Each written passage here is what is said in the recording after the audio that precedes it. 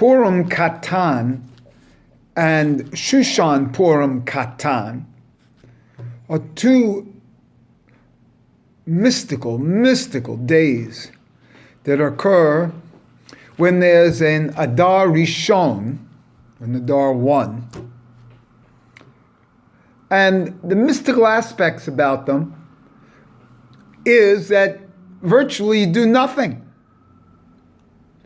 You recognize that there's a day called Purim Katan, but it's been come down that maybe you have a little bit more to eat and you should be happy.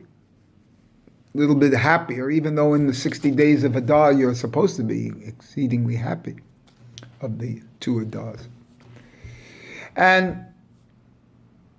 But it specifically says in the Mishnah of Megillah on Daf 6b,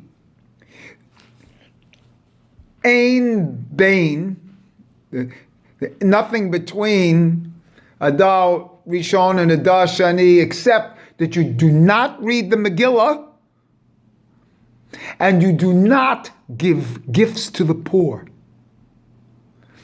So the idea is that there's no Megillah reading. And you don't give anything out. No kind of like charity. No tzedakah. You know, those 2 meals that you're supposed to give, which I never like anyway. You know, the giving of food. Like when you see a football player at Christmas giving out spoons of potato, and they say what wonderful people they are, giving back to the community.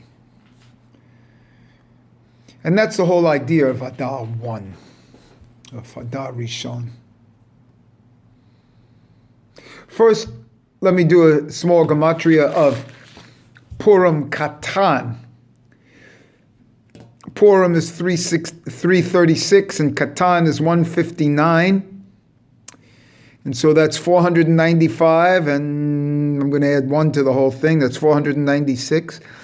And that happens to be Malchus.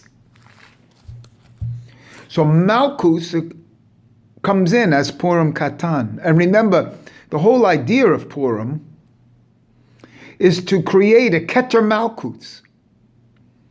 And so in Purim Katan, you actually have this Malchus.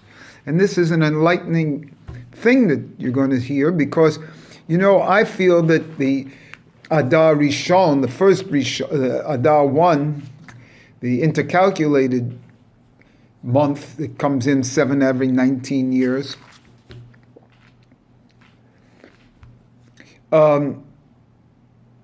it's funny that 19 is the number of Hava also. Anyway, that intercalculated month, to me, comes from Rod Lo.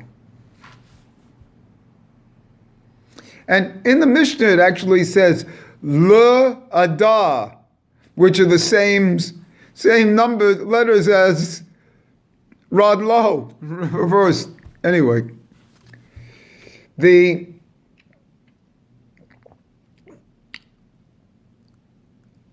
what I'm trying to say is that the whole idea of Adar 1 is up there in the Ein Ben. There is no difference. But they say even in the Mishnah, Ein, because you're in the Ein Saf and the Ein and the Rod Lo and in areas that have no physical representation down on earth. That's the whole point. It's so high that there is no Megillah reading. You know the gematria of Megillah? You know in the Mishnahs they don't spell it with a yud.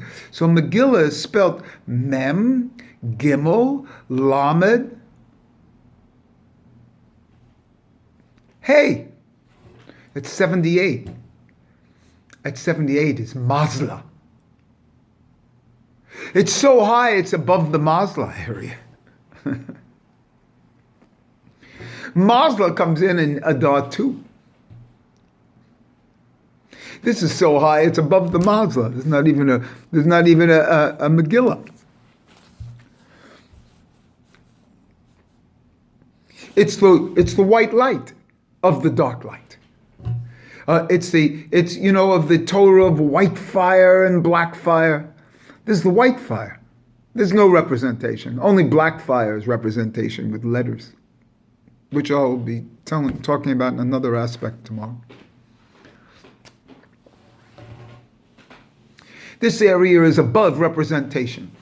It's above Megillah. It's above giving of gifts to the poor.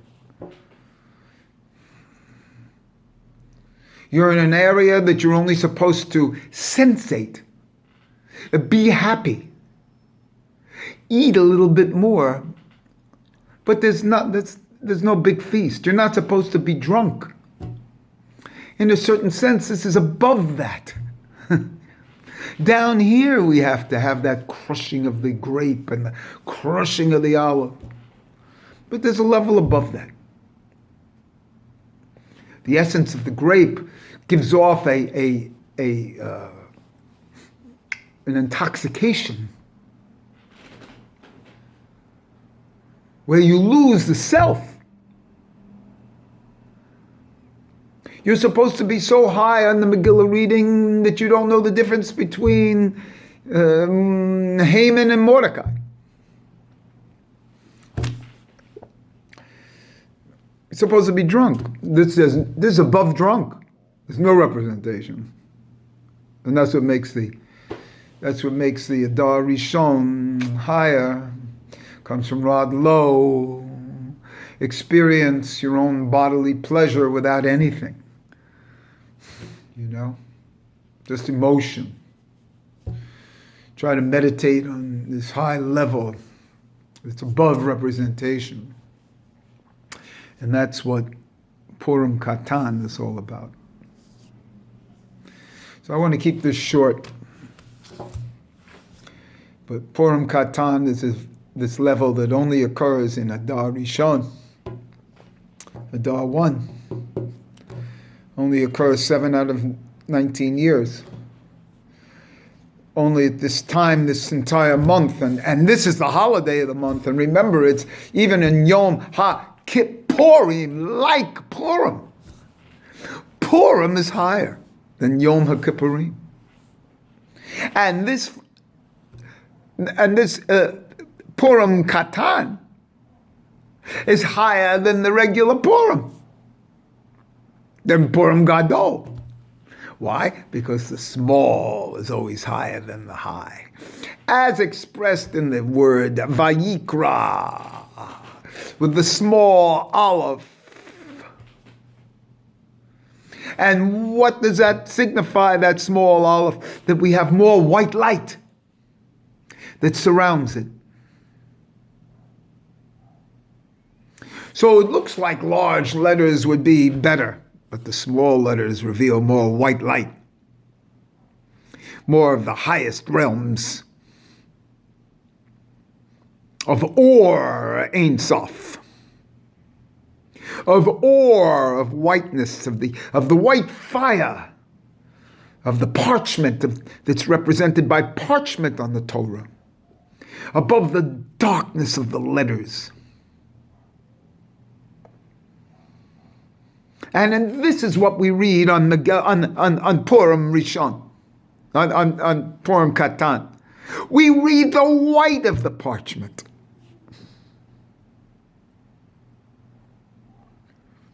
And at a certain level, there's no gifts given to the poor because there are no poor.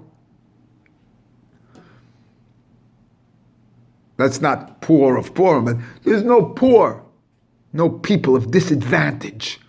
It's so high. So welcome to the white light. Purim Katan. The Malkuts of Ein Sof. If there's a Malkus here, that's the Malkuts of Ein Sof. Beautiful. Sweet.